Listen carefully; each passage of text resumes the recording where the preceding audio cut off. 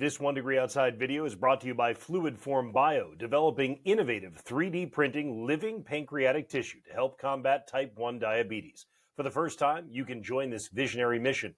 Visit fluidformbio.com or their page on Start Engine to learn more about this exciting work. Good Monday morning to you. 1 Degree Outside Weather Network meteorologist Matt Noyes. Not a lot of bright spots in this forecast. Noyes' notes takes care of kind of the big ideas. The outdoor plans this week, going to need some luck and some attention to detail in the forecast. Check in with us each day to make sure you've got how things are looking in terms of timing. Use our app and use every part of it. The radar tab, the hourly forecast, the 14-day, it'll all help you out this week. Multiple disturbances mean multiple periods of showers coming through with tricky timing. It is better next week. We'll talk about that in our pattern predictions video that looks out to the next 2 weeks, coming up later on today. All right, meanwhile, kids getting out the door, not just the rain jacket and the rain shoes, probably the sweatshirt too. It's a raw feeling day.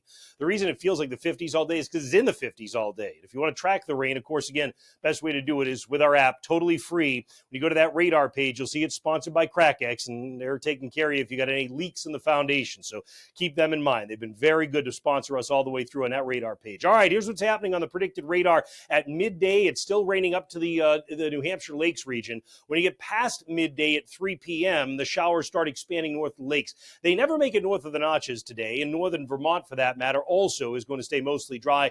Central and northern parts of Maine will stay dry. Even the mid-coast is dry most of the day. Notice 6 p.m., showers starting to dance in the mid-coast on the north side of Casco Bay. Where's it rain hardest all day? When you get into southwest New England. Where's it not rain that much? The Cape, you get showers. You may even get a downpour mixed in, particularly just after midday today. You get around, but generally, you're more removed than everybody else. Then this evening, the bottom falls out. What I mean by that is everybody gets into it for the most part. Showers go all the way to the Canadian border during the course of the night tonight, and there it is, still raining tomorrow. You can bank on periods of rain being with us tomorrow as well. How much rain you get in the next 24 hours? It's going to be 1 to 2 inches for many. Not as much on the Cape. Certainly not as much the farther north that you go for that matter as well. High temperatures, as I mentioned, are pretty raw today for a lot of us.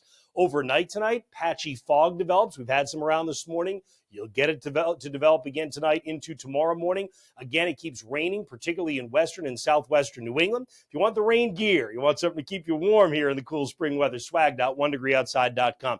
Look, coming up in Insights later on this morning, we're going to talk about rivers and the fact that those will be rising with all this rain coming down. That will likely lead to some areas of flooding in New England by the time we get to the midweek. So more on that in our Insights video at the homepage, 1degreeoutside.com, and atop the app home screen coming out later this morning. See you soon.